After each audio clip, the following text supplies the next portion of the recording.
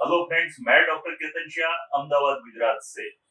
आज हम होम्योपैथी के बारे में बात नहीं करेंगे। मैं यहाँ अ, जो नेत्रालय हॉस्पिटल है, डॉक्टर पार्थ राणा हमारे साथ है। और ये नेत्रालय हॉस्पिटल वो आँख के जो भी रेटिना हो या कोई भी अलग अलग जो डिजीज की ट्रीटमेंट होती है, वो यहाँ एक ही रूप के नीचे, जिसको एक आँख की सुपर स्पेशलिटी हॉस्पिटल बोल सकते हैं, ऐसी हॉस्पिटल में से मैं यहाँ ये वीडियो कर रहा हूँ। तो डॉक्टर पार्थ सर की मैं पूछना चाहूंगा कि लोग मानते हैं कि डायबिटीज यानी बस शुगर बढ़ गया, लेकिन उनकी आंख से क्या रिलेशन है? आंख पर कोई इफेक्ट होती है क्या? बिल्कुल। डायबिटीज जो है वो पूरे बॉडी में अलग अलग सारे ऑर्गन्स को इफेक्ट करता है। उसमें सबसे ज्यादा अगर कोई ऑर्गन्स को वो इफेक्ट करता है तो वो तीन है। आंखें हैं, ब्रेन है और किडनी है। ये तीन चीजों को वो सबसे ज्यादा इफेक्ट करता है। आंख के अंदर अगर हम कहें, जो डायबिटिक रेटिनोपैथी के तरीके से भी पहचाना जाता है, तो आंख के अंदर क्या होता है, जो आंख का पर्दा कहा जाता है जिसे रेटिना बोलते हैं, उसके ऊपर सबसे मैक्सिमम वो नुकसान करता है, जिसे हम डायबिटिक रेटिनोपैथी कहते हैं। और दूसरा होता है झमर, जो ग्लाकोमा कहते हैं, या आंख का प्रेशर जिसमें बढ़ जाता है। तो डायबिटीज की वजह से वो झमर भी होता है। कैसे पता चलता है कि किसी को डायबिटीज की वजह से आंख को नुकसान हो रहा है? तो शुरुआत में क्या सिम्टम्स हमें दिखाई देंगे पेशेंट में? शुरुआत के सिम्टम्स की अगर हम बात करें तो कोई भी नहीं है।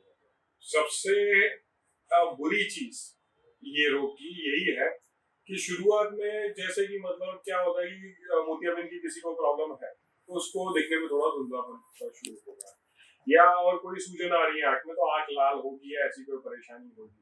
तो ये डायबिटिक रेटिनोपैथी है ना, उसके अंदर ऐसे कोई भी सिम्टम नहीं है। शुरुआत के स्टेजेस अगर हम देखेंगे, जिसमें non proliferative diabetic retinopathy NPDR, और उसके आगे वाले जो एडवांस स्टेज होते हैं जिसे हम प्रोलिफरेटिव डायबिटिक रेटिनोपैथी से PDR कहते हैं। तो अब शुरुआती अगर सिम्टम्स की मैं बात करूं कि जो NPDR स्टेजेस में, तो उसमें पेशेंट को कोई सिम्टम होता ही नहीं। ना ही पेशेंट को कोई विजन में प्रॉब्लम है, ना ही आंख के अंदर दर्द हो रहा है या ऐसी कोई परेशानी हो रही है, ना ही आंख की वजह से मतलब ऐसा सर दर्द या ऐसा कुछ और कोई परेशानी हो रही है। तो इसी वजह से ये सबसे ज्यादा खतरनाक रोग है कि जिसके अंदर पेशेंट को कोई सिम्टम आ ही नहीं रहा है शुरुआत के स्टेजेस में। और पेशेंट जो है वो नॉर्मली ये सोचता है कि मुझे कुछ परेशानी हो तो मैं डॉक्टर को दिखाने के लिए जाऊँ। अब जिस पेशेंट को ऑलरेडी डायबिटीज है, डायबिटीज अनकंट्रोल्ड है या लंबे समय से डायबिटीज है, और वो पेशेंट्स वेट करते रहते हैं कि हमें कुछ परेशानी होगी तब हम डॉक्टर के पास जाएंगे, और वो जब परेशानी होना शुरू होती है, जब विजन कम होना शुरू होता है, उस टाइम पे डायबिटिक रेटिनोपैथी ऑलरेडी बहुत ज्यादा एडवांस स्टेज में जा चुकी होती है। तो इस वजह से पेशेंट हमारे पास ऑलरेडी बहुत लेट आया होता है, और पेशेंट की बात यही होती है, पेशेंट की कंप्लेन यही होती है, सर मुझे दिखना तो अभी एक हफ्ते से या 15 दिन से धुंधला होना शुरू हुआ। बट एक्चुअली उसके आंख में जो डायबिटिक रेटिनोपैथी वो पिछले 2 साल, 5 साल, 10 साल से चल रही है ऑलरेडी, और तब जाके उसको ये नुकसान यहाँ तक पहुंचा। तो इसी वजह से हम हमेशा ही कहते हैं कि कोई सिम्टम की वेट करने की जरूरत नहीं है। किसी को भी जब पहली बार डायबिटीज डिटेक्ट होता है तब भी तुरंत हमारे पास पहुंचना है।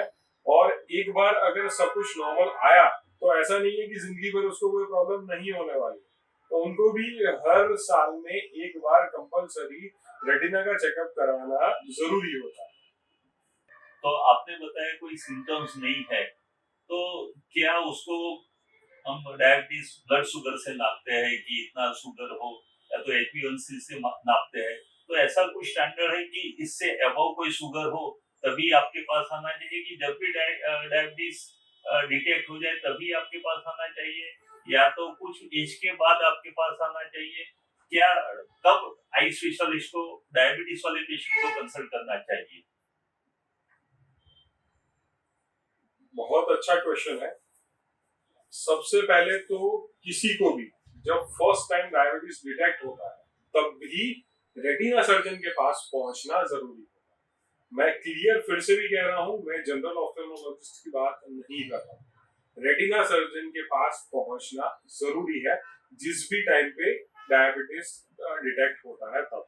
क्योंकि अभी रिसेंट डेटा है हमारा जो ये दिखाता है लगभग 10% लोग जो सबसे पहली बार जब उनको पता चला कि उनको डायबिटीज है उसी टाइम पे उनके रेटिना पे नुकसान चल रहा था, ऑलरेडी नुकसान हो चुका था।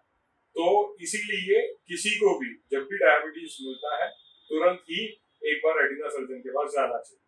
दूसरी बात कि अगर किसी को डायबिटीज है और वो अनकंट्रोल्ड है, वो टाइमली कंट्रोल नहीं रह रही है, तो उनको कोई भी परेशानी नहीं है तो भी उनको हर 3 महीने पे रेटिना सर्जन को दिखाना जरूरी है। और जिन लोगों का डायबिटीज कंट्रोल में रह रहा है, उनको बाकी और कोई परेशानी नहीं रह रही है, ऐसे लोगों को भी हर साल में एक बार रेटिना सर्जन को दिखाना कंपलसरी जरूरी है। हम जिसको डायबिटीज है वो डायबिटीज के लिए ही अवेयर नहीं रहते हैं, उनके लिए भी कोई परहेज नहीं करते हैं, तो आई स्पेशलिस्ट के पास जाने की तो बात उनके लिए दूर की रही। लेकिन डॉक्टर पार्थ भाई ने बहुत अच्छे से बात की कि हर 3 महीने पे आपको रेगुलर फॉलोअप करना चाहिए, ताकि आपको जो डायबिटीज की वजह से आपको नुकसान होता हुआ है वो रोक सकते हैं।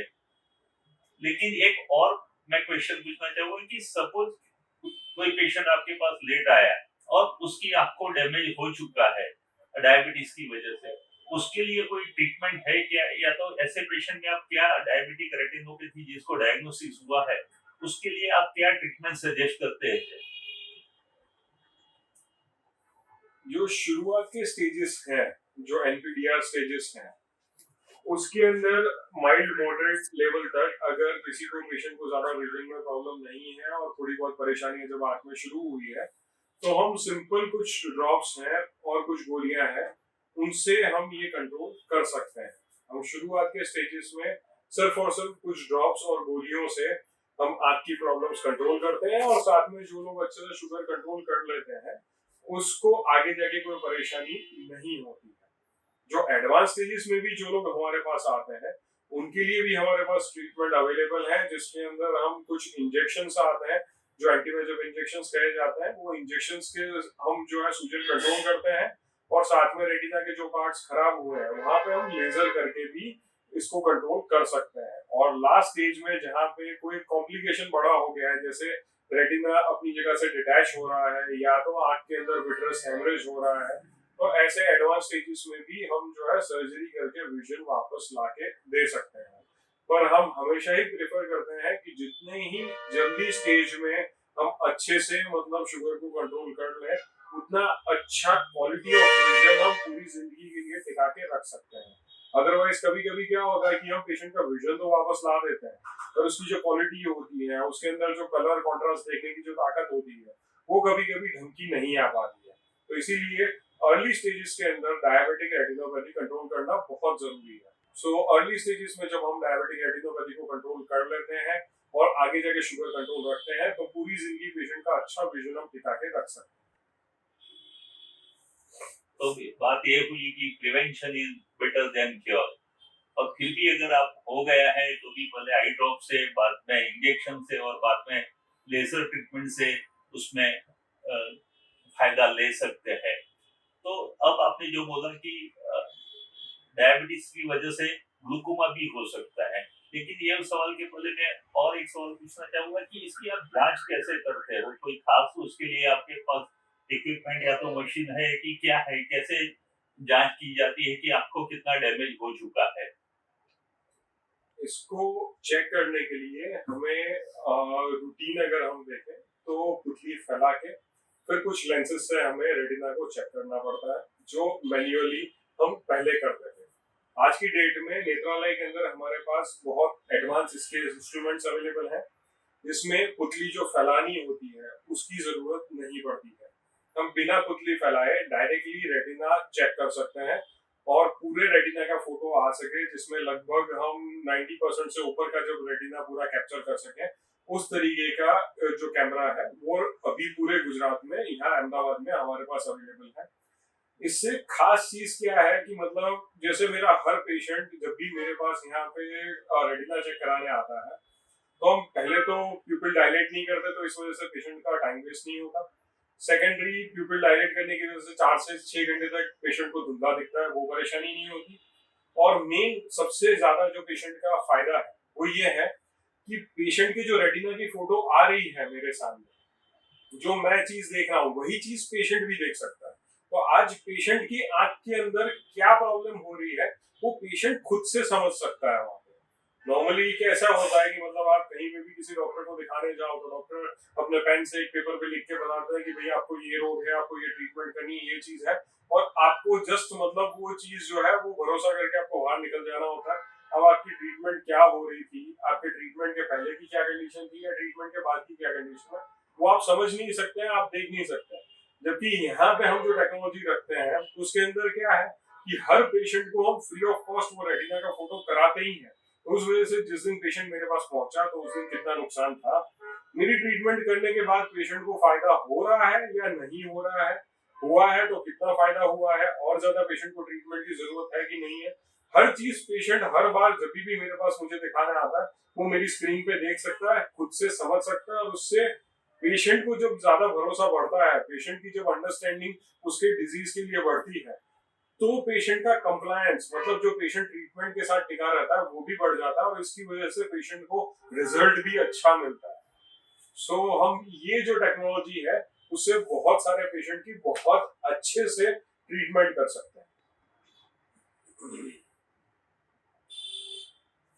तो ये जो बात बताई उन्होंने बहुत महत्वपूर्ण है कि गुजरात में सबसे अच्छा इक्विपमेंट जो रेटिना को या तो डायबिटीज से नुकसान हुआ है उसको वो जांच कर रहा है। और मैंने खुद ने यहाँ देखा है कि उनके पास इतने अच्छे रिकॉर्ड उन्होंने मेंटेन किए हैं, और जो प्रिंट निकलती है इतनी अच्छी है कि लेट पीपल भी समझ सकता है कि उसके आपके साथ पहले क्या प्रॉब्लम था, अभी कितना फायदा हुआ है, या तो डिजीज कितना बड़ा है। तो इस तरह से यहाँ नेत्रालय हॉस्पिटल के सारे इक्विपमेंट है वो लेटेस्ट है, और ये इक्विपमेंट की वजह से आपकी ट्रीटमेंट यहाँ बहुत अच्छे से हो सकती है, ये मैं जरूर बोल सकता हूँ। अब डॉक्टर साहब ये बताइए कि आपने एक बात बताई कि ग्लूकोमा भी डेवलप होता है डायबिटीज की वजह से, उसके लिए क्या सिम्टम्स होते हैं, किस तरह से जांच होती है और उसकी ट्रीटमेंट क्या है?